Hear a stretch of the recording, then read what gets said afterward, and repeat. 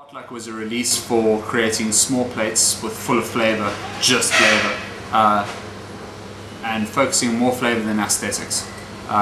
Whereas Test Kitchen had to think of all of that, including making you think outside the box.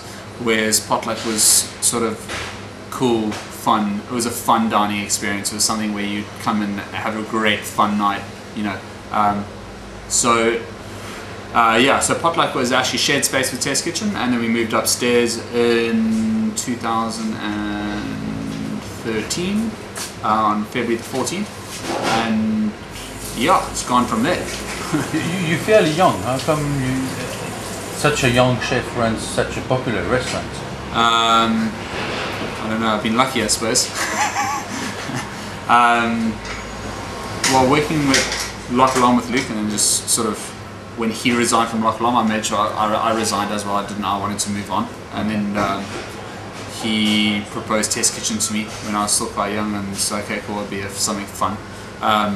And sort of just got thrown into sous chef position out of nowhere, and sort of had to tread on water and just make sure that I ran it. It was a very scary couple months. But yeah, it's just sort of gone from there. Every single new opportunity that's come about, just approached full steam ahead and jumped in both feet instead of thinking about it too much. Rather try and do something great than just settle with mediocrity, you know. Yeah. Now, there is several weeks of wait list to get to the Potluck Club. How do you explain such a success? What's the secret? Everyone asks in Cape Town, like, why, like people from New York and London, they ask, why is Test Kitchen and Potluck, and actually a couple of other restaurants, now Loch Lom, sitting also with quite a massive waiting list. I think that comes down to the amount of good restaurants within Cape Town, which is very, very small. And I mean, good restaurants, you know, with something a little bit more fine dining, not casual, where there isn't actually that much. There's not. There's probably, you know, you got Greenhouse and Loch Lom and Test Kitchen, and sort of Potluck is sort of around that sort of. That level. I mean, it is very popular. But what's the signature of the Potluck Club? Yeah, I think that's it. It's literally if you think of the amount of tourists coming into Cape Town, which is massive, bigger than ever before, and there is only like, you know, 5 or 6 restaurants, Chef's Warehouse in town, Potluck here, and Test Kitchen. So actually in town you actually got around about 3. That's provided that people aren't going to travel without the city. So your options are very, very limited. But that's getting better. There are a lot of new restaurants coming in, and I think it'll relieve it a bit. But that's why the waiting list is so big. Just too much demand and not enough supply, really. Yes. So you're at the top of the wave. Yeah. Know what it's about. Yeah. That's why Potluck's sort of sitting at 8-week waiting list, and Test Kitchen's like 6 months or something ridiculous. It's not a bad situation to be in, but on the other side, it puts up quite a large level of expectation. Yes. Yeah. People thinking, okay, I have to book this far in advance. So before they even walk in the door, they have a preconceived notion of what they think it's going to be, which is very, very hard. Then all of a sudden you have like this expectation which is way up here, and you have to try and contact it. It's like, you know, well, we've just been doing what we're doing every single day. We haven't created the demand, we've just carried on. Yes. Yeah, I think that's the secret. That's the secret of the restaurants, to sort of carry on. Just, you know, as long as you're happy with what you're doing and you know you're creating a good product,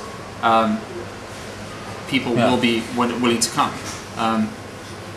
So I've understood that, you know, Wesley is riding the wave well, and he's right in it.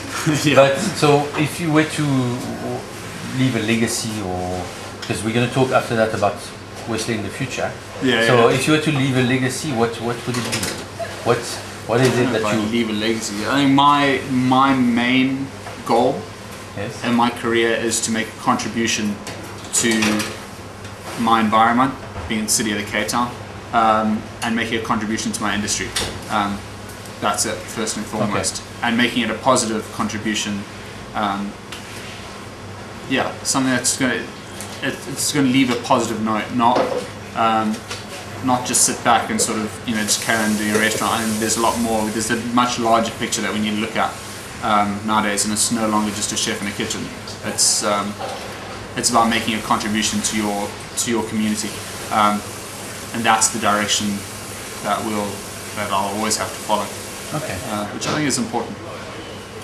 So what's the future for Wesley? Future, well, in about 2 months we'll be opening up the Short Market Club. It's in the heart of the city in Cape Town. Yeah. Which I'm opening up with Simon, and Luke is backing us, thankfully. And it's going to be a whole new restaurant to the city of Cape Town, which I think is going to be very cool. You're going to be running both, or are you going to... I'm going to step back from Potluck to focus purely on short markets, and then we're going to reassess at the end of the year and beginning of next year and say, right, I might have to consult and keep up the creative sort of side of things.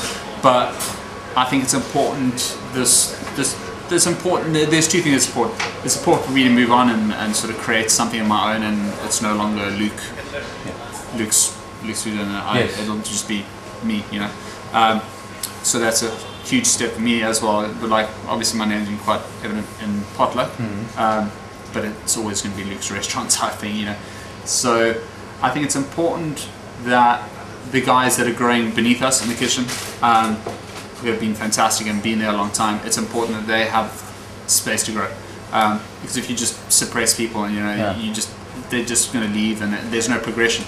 So it's going to be a brand new learning step for them, and there's opportunities to rise within restaurants, which is not always that common. You know, there's huge jumps that you can make. You know, from going from a junior level to senior level. But it's there, and it's cool because now there's a space and room to grow.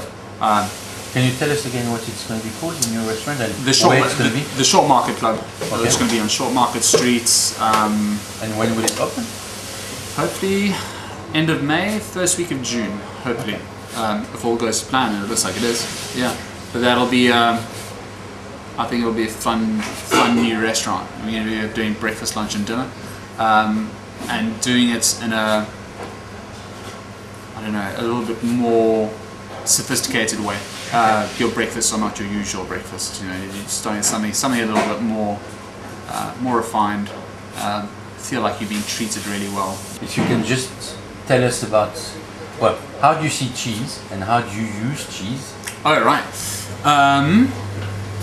So we've made quite a huge change and sort of approach cheese from a different angle. And I've had to go out and find people that are more in touch with their ears to the ground of what smaller cheese producers are making within South Africa. No longer looking at sort of the large corporate guys that are just mass producing. And I think it's important that we do that for two reasons. You need to support the industry of what inside your community, as well as highlight smaller producers that are doing fantastic jobs. And it's very hard for them to get the exposure to get, even though they're making an incredible product. So we went in a direction, and working with Luke from Culture Club, I went to him and I was like, he's got his ear to the ground very well. And you know, for me at the restaurant, selling cheese is only one part of a massive menu, but it needs to be very important, and it's not an oversight. So the direction we went on was very small producers, unpasteurized, just really cool cheeses in their own right. So the cheese board, that's the direction that we had to take, and I think it's important that we do that. Even though, you know, people always look at, oh, the cheese board's so expensive, but it took a lot of time and passion and a lot of love into make that cheese. So you're paying for that. You're not paying for raw ingredients, materials. So can you tell us about specifically Pepe Charlot's cheese? What's your take on it? Well, to you know, we have the old Pepe's carrots on the menus, the dish created in homage to you.